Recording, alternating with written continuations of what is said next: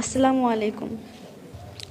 আমার ভাই শহীদ মোহাম্মদ রুস্তম ন্যাশনাল বাংলা উচ্চ বিদ্যালয়ের নবম শ্রেণীর ছাত্র ছিল। গত 18 জুলাই বৃহস্পতিবার আমার ভাই আন্দোলনে যায়।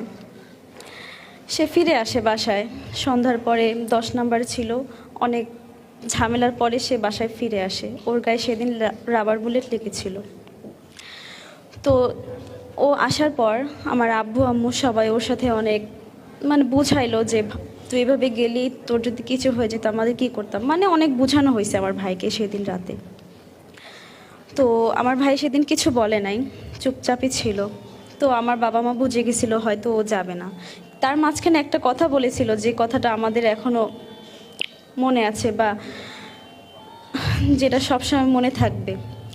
আমার আব্বু আম্মু যখন বলছিল তুই যাস না বাবা, তোর যদি কিছু